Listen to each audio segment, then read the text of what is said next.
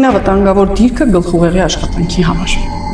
Եթե անընդհատ աշխատում ենք սեղմված պարանոցով կամ կզակային հատվածով, մենք ունենում ենք սեղմ ինչպես արյունատար անոթների, այնպես էլ լիմֆատիկ։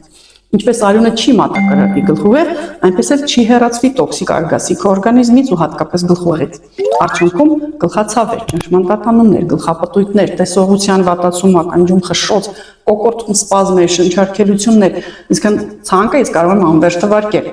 Սրանք ֆիզիոլոգիական նշաններ են, որոնք կապված են հենց ձեր սխալ աշխատանքային կամ հանգստի դիրքերի հետ։ Ուշադրություն դարձրեք, ինչպես եք դուք նստում, ինչպես եք պարկում, պարկած վիճակում նայում հեռախոսին, ինչպես է դաս սովորում ձեր երեխան։ Բացի մկանային խմբերի թուլացումը, անոթային նյարդային վերջույթների սեղմումները, նաև բնականաբար չկա ճիշտ աշխատանք, հիշողություն, կենտրոնացում, ամբողջը կարող է տուժել։ Ուզում եք կարգավորել մկանային խմբերը, պարտադիր սովորեք հատուկ վարժություններ այս հատվածի վերականգնման համար։ Բնականաբար ուշադրություն դարձրեք այն դիրքերին, որում դուք սովորում եք կամ աշխատում։ Առնվազն աչքերի մակարդակով պահեք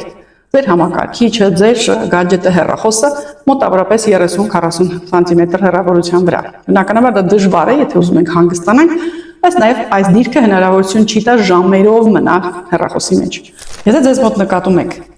դիրքի խանգարումներ, մշտական նստակյաց վիճակ կամ լարվածություն պարանոցում, իմ թվարկած խնդիրներից անպայման գրում եք կինեզիո ֆիթնես եւ մենք առաջարկում ենք մեկ փորձնական դաս մեր մասնագետի հետ,